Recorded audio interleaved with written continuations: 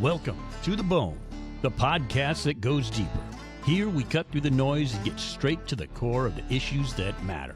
From real stories to raw truths, we dive deep into the conversations that shape our world and challenge our thinking. We're not afraid to dig in and get to the marrow of it all. Whether it's life, culture, or business in sports medicine, we're here to break it down raw and real. No filters, no fluff, just to the bone. With your host, Shelby Daly, we're getting to the bone. This is a clinically pressed, approved CEU podcast. Find the quiz to gain credit at clinicallypressed.org/courses. Clinically Pressed Company, making the complicated simple through results that give back. Find out more at clinicallypressed.org. Let's get started. Welcome back to the Bone. Today we're joined by Sam Scott, a certified athletic trainer that is a passionate advocate for advancing how we understand wellness and the social determinants of health in athletic training. In a profession often centered around injury and recovery, Sam has been exploring how environmental, access, and culture with lived experience all shape the athlete's ability to heal and perform. Today, we're going to dive into the wellness education and that there needs to be more of a buzzword around these different variables and how athletic trainers can lead the way in refining holistic care. So me and Sam met at the BOC panel in Omaha, Nebraska in October, and this came up as defining the difference between wellness, social determinants, and a few other vocabulary words. So I thought this would be a great episode to try to help educate athletic trainers on, where the crossover is and maybe some of the misconceptions on how to differentiate these variables in an athlete's life and even in an athletic trainer's life at the end of the day. So welcome to the show, and where in the world are you and what are you doing? Yeah, thank you so much, Shelby. It's really nice to connect with you again after our panel meeting. So I am located in Springfield, Massachusetts, which is in the Pioneer Valley of Western Mass. Not close to Boston, like most people think. They're like, oh my God, so you're close to Boston. No, like 2 hours away. But love it out here. I am an assistant professor, am residency director, and assistant clinical education coordinator at Springfield College in our athletic training program and our athletic training residency. Awesome. And so with all the things that you're doing, can you define what wellness in athletic training looks like through the athlete or even just for the athletic trainer in their daily life? Yeah. So, when we think about wellness, I think most people really first think about mental health. But I want people to understand that wellness is so much broader than just our mental health or our physical health. There's actually 8 dimensions of wellness. So we have one, our physical.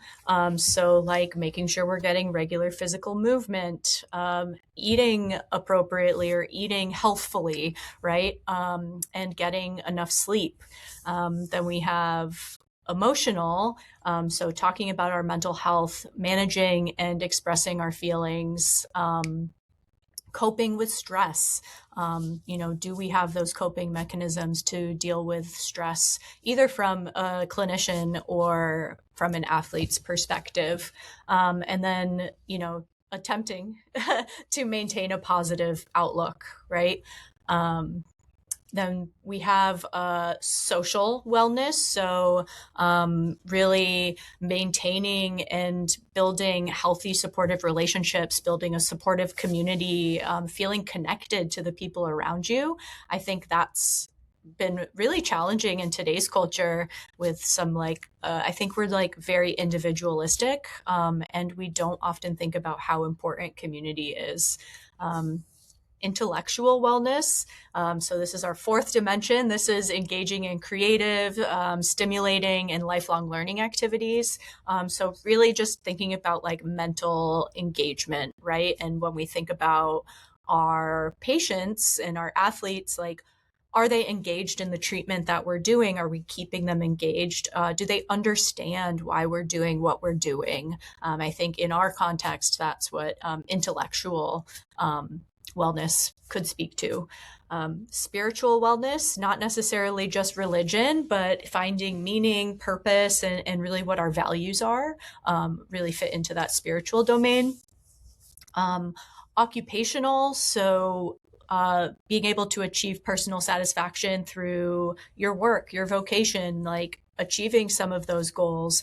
So for a lot of our athletes, it's working towards a degree, or some of our athletes, it is their job to be an athlete, right? Or we're working with folks in an industrial setting where if they're hurt, they can't perform their job. So I think occupational wellness could mean a lot of different things to a lot of different people. And then financial wellness, managing financial expenses, achieving financial security, which I think will come up a little bit later, even more when we, in our discussion. And then environmental. So what's our relationship to our surroundings? So not just nature, but like our workplace, where we live, just the general environment. And so that being said, all of these dimensions of wellness really impact our quality of life. They're definitely not mutually exclusive. Like they can, if one is lacking, it can definitely create a domino effect in terms of just like overall wellness for an individual. Yeah. So why do you think that it gets oversimplified to like mental health or recovery strategies post activity? Is it just because it's so complicated and it touches every single part of someone's life? Or is it we're just trying to compartmentalize at the end of the day? I think it could be like definitely what you just mentioned, so many different things.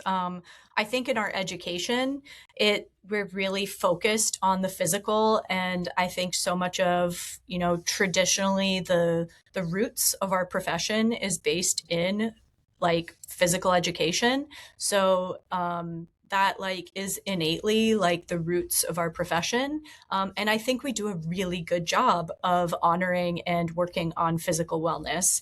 I think, looking at sleep or nutrition, also a part of physical wellness, like that's really easy to quantify, right? And to just like give didactic information on. And again, I think we are doing a better job with mental health. I think for a long time, discussions about mental health has been really stigmatized. But I think that's improving.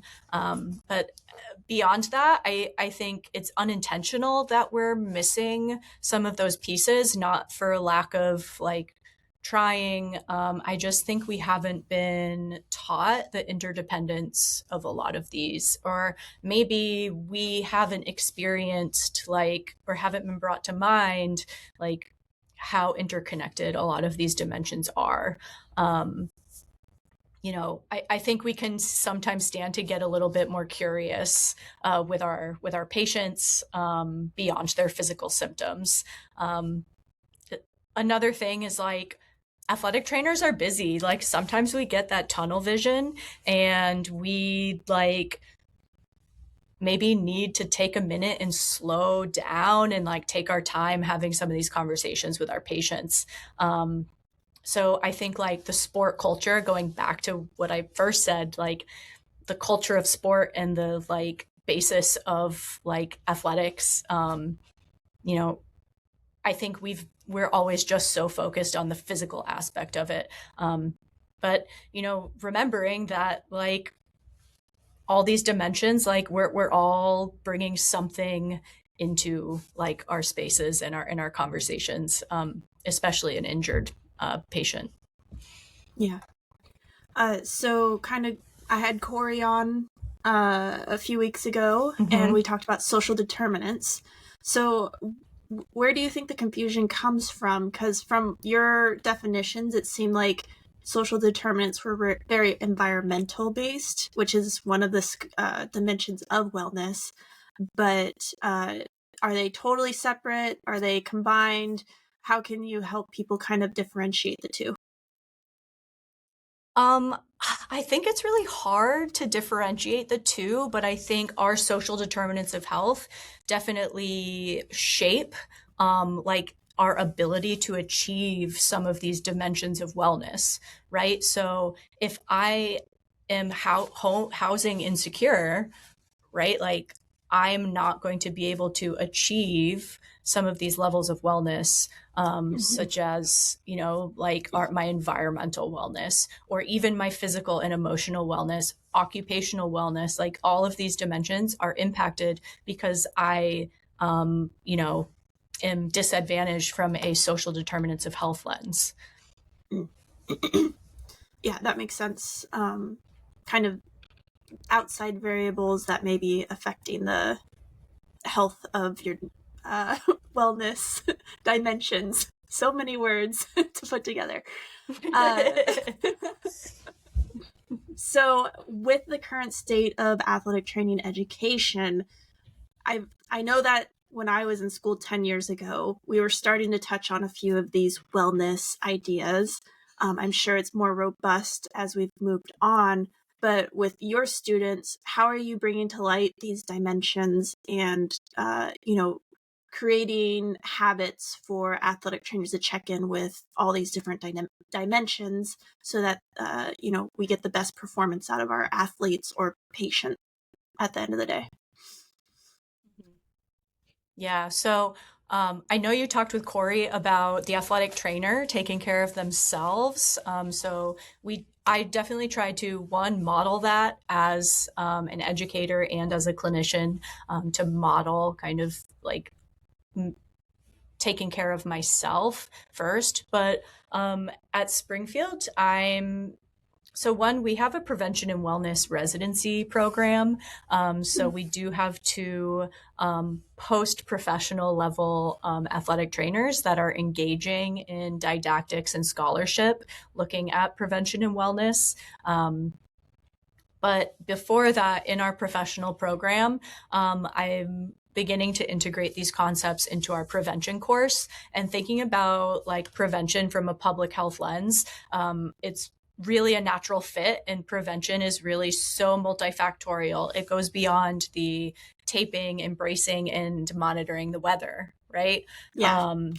So like it's one of the first courses our students take. So I think being able to set the stage and provide that like baseline framework for students to think about when they think about injury and illness, and to be able to think about not just the physical, but taking into account all of those other dimensions. What I think is challenging in the education landscape is, now that we've moved to a master's degree, most of our curricula are so content heavy that we're really just like trying to meet the standards. And while, this is embedded in the standards, right? Like maybe it's only talked about once, or they get like a guest lecture on it, instead of it being like reinforced throughout the curriculum. And I think we can start doing a little bit better job of like interleaving that content once it's introduced. Mm-hmm. And I think that's where it's tough is, like you said, the prevention is such a loaded word at the end of the day for athletic trainers is, yeah, we can go out, survey the field, make sure people are doing prophylactic taping or rehab programs, but there's so many more layers of just the nutrition, the sleep, there's the build up to the event. Then there's the event where we're providing emergency care. And then post event, we're kind of going back into that dimension of wellness of the recovery, getting ready for the next event, taking care of what happened at the event. So it's all the gears that are happening at the same time. It's quite a balancing act. And that's why I wanted to have us or have this conversation was I think some people are trying to define what athletic training is, but at the same time, there's just so many moving parts of how it's interrelated and getting to that performance aspect for our patients. So it's very interesting. Had to just say that out loud because it's getting me thinking. For sure. I don't know how we're going to define athletic training at the end of the day. Yeah, it's tough. I think we do a lot, and now that our practice settings have expanded, it's definitely like a different landscape. But I do like something that we've always talked about here at Springfield is like something that I think defines us outside of other providers, like is that prevention focus, and the fact that like we are with our patients. We have so many touch points with a lot of our patients. I think regardless of what setting you're in, like we're in such a unique position where we see them maybe prior to an injury, or like we get to see them more often once they are injured. And so I think we have a really, I think we're in a really good position where we can do like really good work in this area. Yeah. Well, and I think with how the healthcare model is working right now, it's so reactive and people want that prevention side, but, insurance isn't necessarily covering it at the moment. So, still not sure how to get the compensation portion for the preventative care to the public. But, I think we are on a good path, and the healthcare system's so overwhelmed that the prevention is just, there's no time to allot to it at the end of the day, even though it would help with the reactive response that a lot of doctors, physical therapists, all these specialties are having to deal with from day to day. For sure. So, let's see. Are you an athletic training student dreading the BOC exam? After years of school and thousands of dollars of tuition, you shouldn't have to rely on outdated flashcards, expensive textbooks, or pen and paper practice tests that look nothing like the real computerized exam. That's where AT Study Buddy comes in.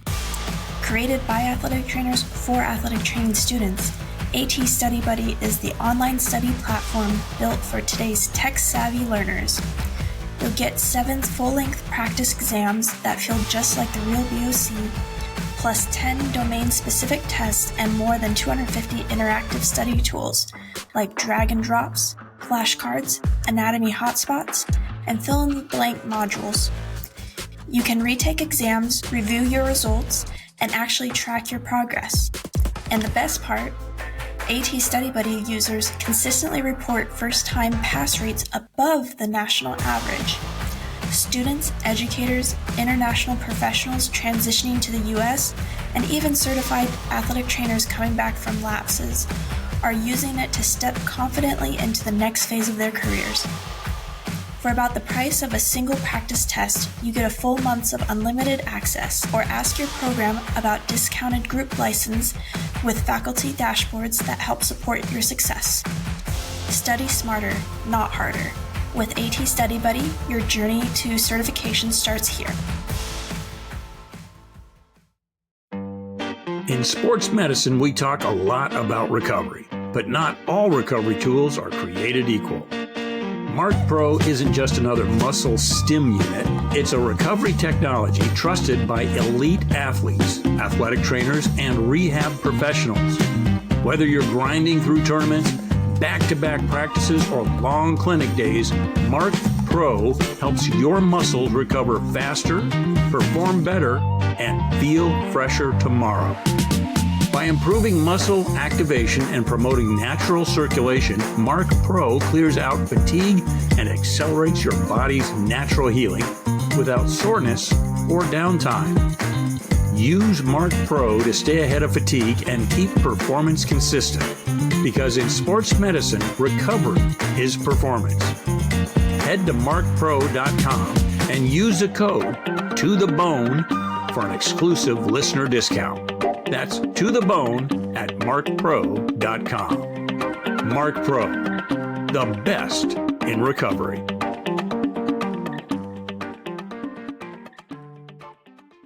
So, in your program, you said that you're trying to educate the athletic training student about the wellness dimensions for them to enact them personally. What kind of tips or maybe projects are you having them do to start implementing these habits in their daily lives? Yeah, so I actually had our residents, we did a unit on resilience. So thinking about resilience from a lot of different angles. And so we had our residents go through through this workshop and through some lecture, and then we had them present to our um, master students, to our professional program on resilience for yourself, but also thinking about resilience, how we like train that in our or promote that in our patients. So thinking about like one, like what are your stressors? Two, what are your active coping mechanisms? So what do you do to cope, whether that be positive coping or negative coping? How can you like build on your current strengths, and also thinking about like who you connect with, right? Like who can you go to when you're in a time of stress? Um, and so I think that brings in a lot of different things. That's like a lot of those dimensions. And it's just, this is just one project that we've done. And I think that was really good to think about from multiple angles. One, from the clinician's perspective, and then also like, how can I have this conversation with a patient? Mm-hmm. Trying to think, one other thing that I plan to implement this summer in our prevention course is a thinking about, right, we have to teach our students how to create a prevention program, but I'm adding a kind of social determinants of health, dimensions of wellness lens to it, where they have to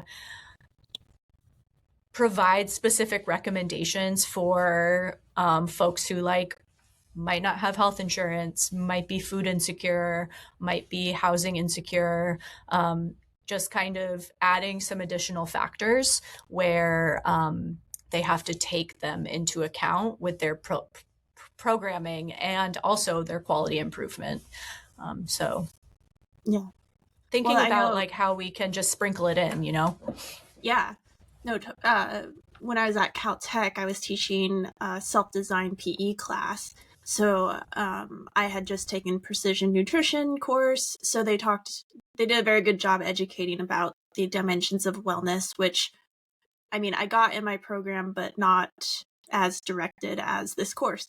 So it was okay, if we're trying to get a population to be physically active for their PE class, what are the other factors that will make them successful in achieving that physical activity? And that's where, I caused a little friction with the PE director of like, well, yeah, we have the set class, but at Caltech, these kids don't sleep, is the first problem. They barely eat anything. So I want them to be successful in integrating physical activity at the end of the day. I don't think this hour and a half that we have in the morning is really going to work because they're all sleeping in from the overnighters that they did. So I was trying to keep an accountability of I'm okay with you going out and working out maybe in the evening or earlier in the morning. I don't want this time slot to be a restriction from you achieving your goals. And then trying to point out the different factors that could be limiting them from getting that physical activity of, not enough sleep, the food, their the social aspects of maybe going out and partying, or are you actually talking to anybody other than your professors throughout the day? So it was a cool experiment at the that happened, um, but it was just trying to break that stigma of okay, they registered for this hour of the day with their course load. um, how I want this to happen outside of when this semester ends. That is what I was trying to achieve. So I was trying to advocate for let's look at it in a different way so that they can get the most out of this class. So yeah, it was quite an experiment, and it was interesting that people didn't understand scientific methods of you're going to set a hypothesis, and then we're going to reevaluate it halfway through, and then at the end we're going to see if you were successful or not. So it was very interesting, but I think that's where we're kind of lacking in some of the PE classes in the general public is how do we make that person successful in being able to carry out these healthy activities throughout their life? Mhm. How do you make it meaningful to them? Mm-hmm. Right? Because you can tell someone like you need to sleep 8 hours a night for proper healing, for appetite regulation, for you know, what Brain have you, to be function. able to like for brain function, like to be able to be successful in your classes or to understand plays that your coach is like trying to teach you. I don't know coaching, so um um but yeah, how do you make that meaningful for someone? I think I'm really lucky at Springfield where our mission is education of the whole person in spirit, mind, and body. So it's really ingrained in us. I'm a double alum from here too, so I'm like You're spirit, really mind, bought body in. is I'm really bought into it. But our logo is an upside down triangle, right? So if any one of those pillars is off, right, like your triangle is going to be off balance. So when you think about it that way, right, like they're all related. And Mm-hmm. yeah, like how do you make that meaningful to your patients? How do you make it meaningful to your students? It's definitely a balance, while also still trying to like reach all of your other goals. Mm-hmm. Well, and even creating measurable outcomes so they can see the progress and that it's reflective of, wow, that is actually working because I slept more than 2 hours or I ate an actual full meal than a power bar between classes. So I think athletic trainers know so much knowledge, but sometimes the simplification of how to get the athlete to buy in sometimes gets missed, especially on nutrition and sleep and hydration. Um, it's so easy for us because we talk about it every day, but the general population really doesn't understand how intricate those are and how easy it is to incorporate into their daily habits. For sure. Yeah, and I was just thinking about so most of my clinical practice is in our sport injury rehab clinic in the mornings. Mm. Um, here on campus, and so I'm basically supervising our students that all have their own patient caseload. So they're all one-on-one with a patient for an hour, and they're doing post-surgical, more long-term chronic rehab cases. Mm-hmm. So it's like a lot of mentoring and making suggestions to students about different questions that they might ask in their history, or adjusting the treatment based on where the patient is that day, and kind of thinking about like, okay, like your patient's not progressing the way we want them to, we should be seeing, or we're seeing kind of like they get better, they get worse, better, worse, better, worse, but we're not really seeing, like, we know that happens, but we're not seeing that like upward trajectory. They're kind of just staying here. Mm-hmm. And saying like, hey, we need to think about what else is going on here, right? Like, did they sleep enough? Did they eat breakfast? We're currently in Ramadan. Like, is that a factor? Like, that has physical, spiritual, social implications. Like, do our patients understand why we're doing what we're doing? Do they understand everything else that's like kind of feeds into being able to recover from a surgery? And how do we motivate them too? Like that intellectual dimension, it's really all related. We have a this poor guy, this patient that's like, he's going through a breakup and it's like really Mm-hmm. affecting him, and like it's really affecting his rehab. But like we would have never known that if my student hadn't like asked him questions about himself, gotten curious about how he was doing that day, or curious about like his life. Something we also do in our rehab clinic is we implement mental health patient reported outcomes. So like that kind of gives us a jumping off point for further conversations. But what if you don't do that? Like, I think teaching our students and mentoring, having those uncomfortable conversations, or just getting more curious about our patients beyond their injury, I think is like really key with a lot of these things. Yeah. Well, I don't know if you have Netflix, but there's this new series called Night Court. And so she's a judge. She took over for her dad. And they're kind of doing this in the courtroom of, well, why did you commit this crime? Because sometimes the backstory you need to know on what kind of situation they were in to make that decision. So interesting show. It's a comedy sitcom, but it's on like exactly what you just said of like, what are the other variables that are causing a success or a failure in their programming and getting to their goals. So if you have time, maybe you should watch that and see how they Oh, I'll definitely have to navigate check it. that out. Crime comedy, yes. And then, so there are a lot of critiques on the education for athletic trainers. Obviously, there's a lot to fit in as we keep finding out, different ways to enhance care and make it better.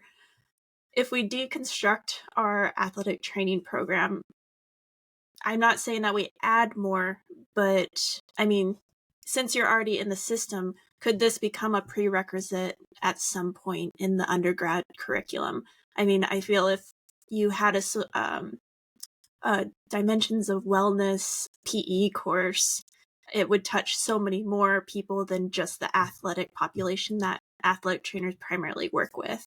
I guess, do you have any insight on how we could push this forward at the end of the day of how do we get it out to the public and then have it so that we don't have to fit it into our athletic training curriculum? Yeah, I know that at least here, our students take a lot of, they take courses like Introduction to Public Health, different courses like that. And so I know our students here get a pretty good foundation. But even when there's that foundation, they still need like more. They need reminders to continue to integrate that into their clinical practice and to make it applicable.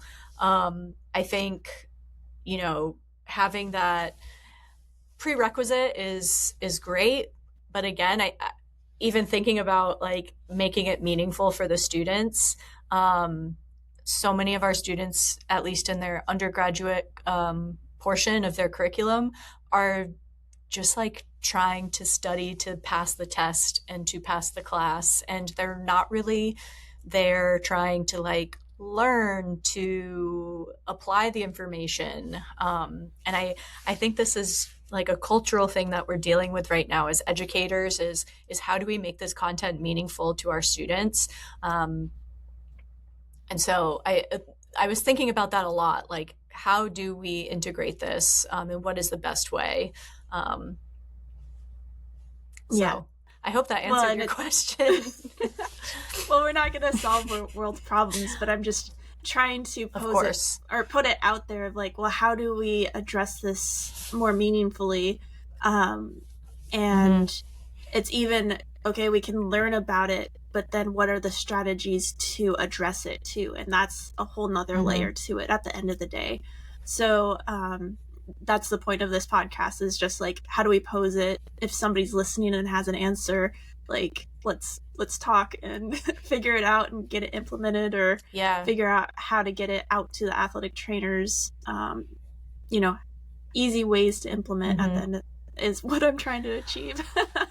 Yeah, no. And well, I think that our standards, our educational standards, and our practice analysis are now kind of like, these are all included in the standards and the practice analysis, right? So like, most athletic training programs are housed in a school with like a public health or health science curriculum major programs.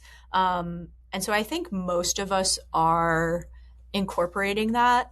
But again, like I previously mentioned, interleaving those concepts throughout the curriculum instead of just teaching it once and letting it go. So like providing relevant examples and cases, posing questions from different perspectives. Like in our general medical course, thinking about empowering our students to better triage and monitor certain health conditions rather than just referring out anyone with the sniffles, right? Like that's going to help mitigate unnecessary referrals. That's going to help reduce healthcare costs. So, thinking about it from that lens rather than just like thinking, oh, I can do it all myself, or, oh, I see something and I need to just refer it out. Like thinking about how your decisions impact the patients and how you can work with your patients to make the best decision for them. Because at the end of the day, that is patient-centered care. And I think what we need to kind of go back to and focus on. Yeah. Well, and I've been watching shows based in older times and they always call out, call the doctor, bring him here. And I think, society's moving so fast. There's so many people. We've kind of lost that small town medical provider that knows kind of everything that's happening. And I think athletic trainers capture that really well of, well, I see them every day, like a doctor that's just wandering through town, living life. But, we actually understand what's going on in that person's social circles. We have the athletic portion of it of how's the team doing in the season? Are they sucking or doing really well? How much pressure is on them? We just have that all-encompassing idea of what's going on. And I think that's kind of missing in the general health system also is, yeah, they can remember your name. They obviously looked at your file and can remind themselves of what's going on.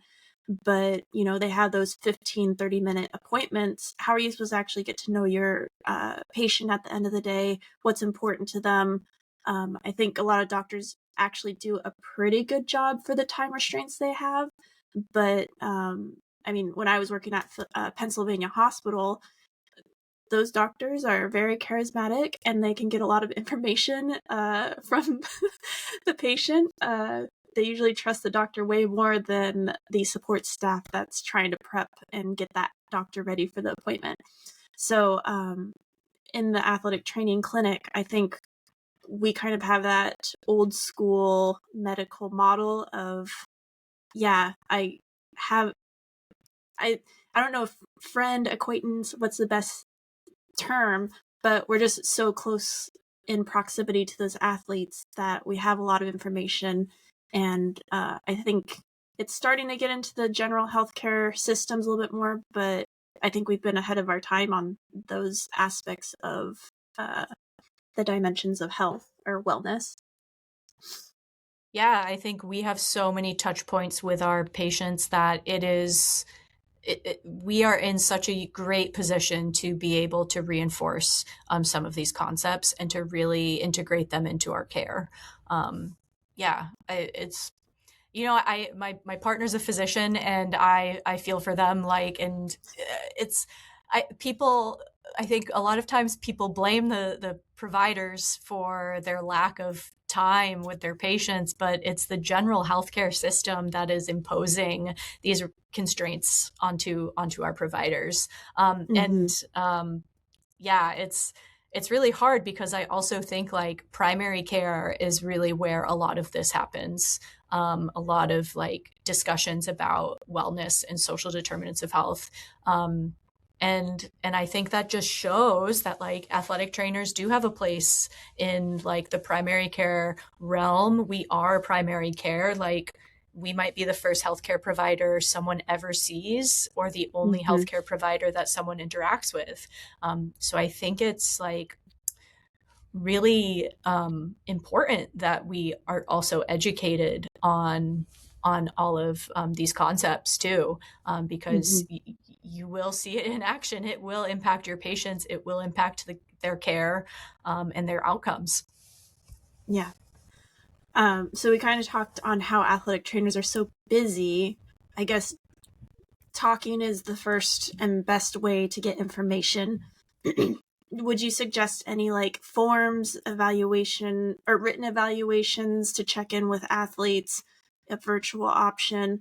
I know with a lot of these like strength and conditioning platforms, they do kind of go through those recovery questions of, sleep, how are you feeling, how much soreness, all these types of stuff.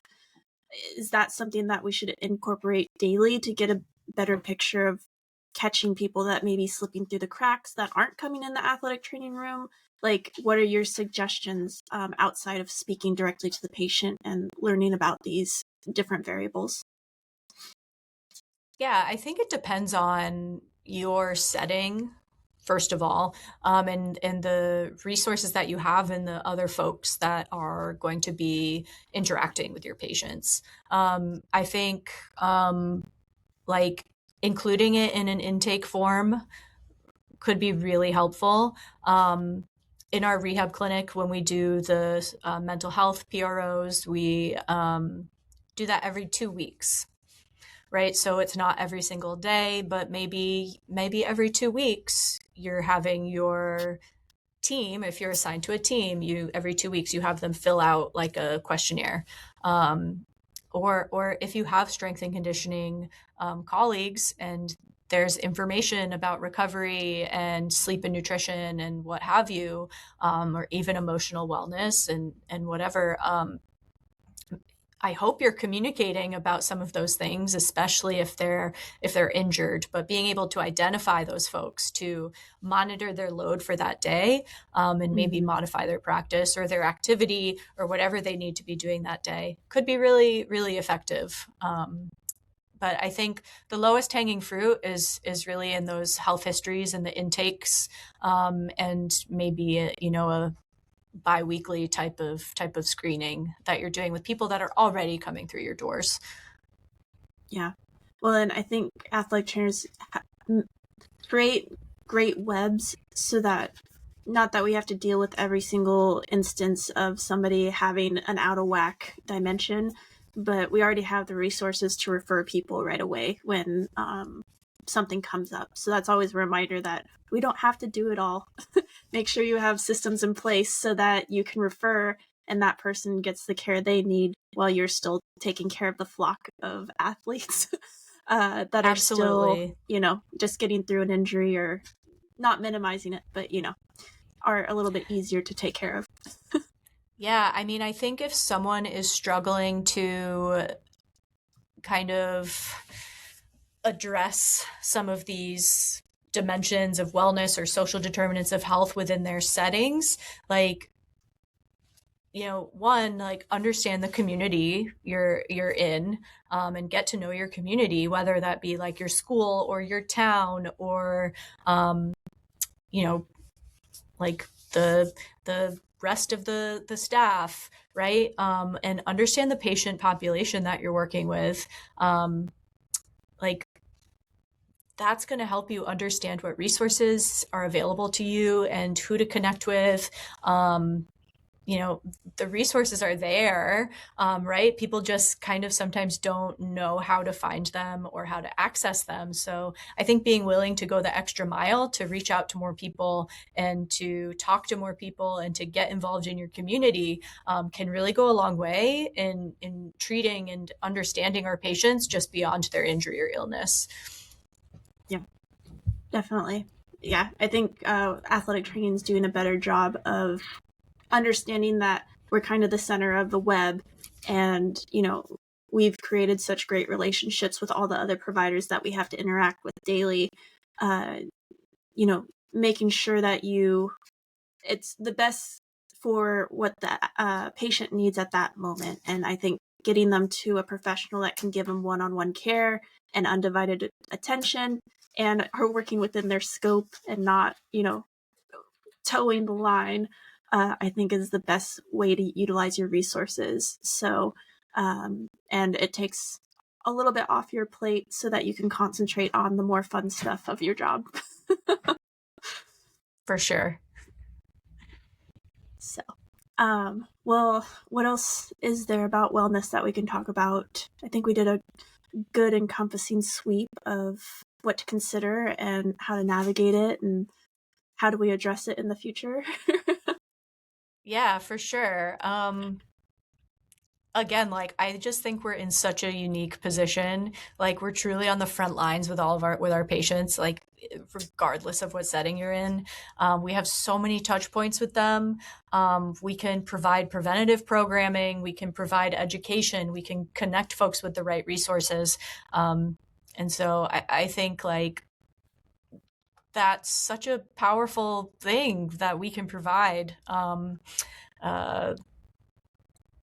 So, and I think too, just like getting curious about our patients and also get curious about yourself, like check in with yourself. I just had a massage therapist guest lecture in my class this past week in one of my classes, and he really didn't go over massage technique. What I was like, okay, this is not what I was expecting, but cool. He like ran this exercise where he kind of had everyone do a self scan, a self check in, and to kind of like check in with themselves before they went to treat their partner, their patient. And I thought that was really impactful because I don't think we do that enough. So we really need to be paying attention to our own wellness. And I do want to also like again reinforce that the social determinants of health and the wellness are like so interconnected, and we have to address the social determinants of health too, because I think when we think of wellness, sometimes people think of like this wellness culture, which makes me think of influencer culture, which is really salient in our society today. And this wellness health culture is like very rich and very white, and like that's just not accessible for people. And I think we have to understand that like what wellness really means beyond what social media is telling us. Yeah. Well, and I think it's even the time constraints or time availability that these influencers or the people that are buying into these wellness trends and the accessibility. I mean, when I lived in Los Angeles, yeah, I could go to a clinic, a spa, the beach, go do these different things, but in Kenai, Alaska, there's not really those same resources either. So, I mean, I'm kind of a fan of the trend because I think people are coming to terms of longevity, thriving, figuring out what their passions are. At the same time, I think there's a lot of snake oil being sold also, and people don't know the difference. And that's where it's a little scary of understanding what's legitimate health and what are kind of the voodoo magic. You're just spending a lot of money and not getting true results. My thing is keep it simple, stick to the basics, especially when we're talking about the physical dimension, right? Yeah. And really, you can do all you want with the physical dimension, but if like you hate your job and you're stressed out to the max, like green juice isn't going to help you, right? Like True. Right? So we need to be thinking about like what are the other things going on in our lives or our patients' lives, our students' lives that are impacting their overall wellness.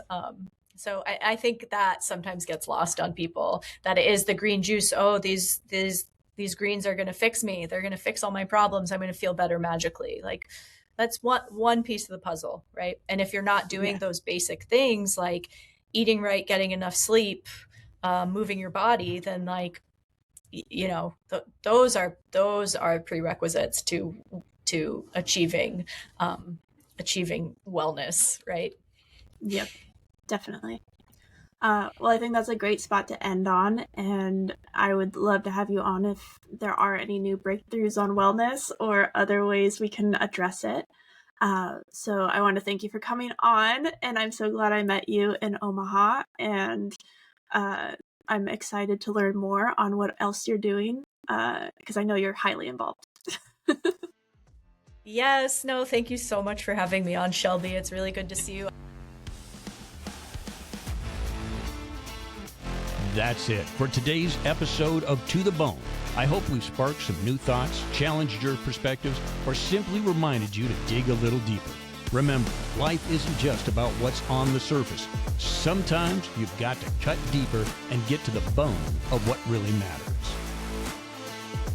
To the Bone podcast is a product of Daily LLC. It's hosted and produced by Shelby Daly, ATC, and Randy Daly. No clinical decision-making should be based solely on one source. While care is taken to ensure accuracy, factual errors can be present. For more on the show, visit www.tothebonepodcast.com. If you enjoyed this episode, be sure to subscribe, rate, and leave a review. Get involved in the conversation. You can find us at www.tothebonepodcast.com. Drop us topic suggestions or be a potential guest. We're all about connecting with you, our listeners. Until next time, stay curious, stay grounded, and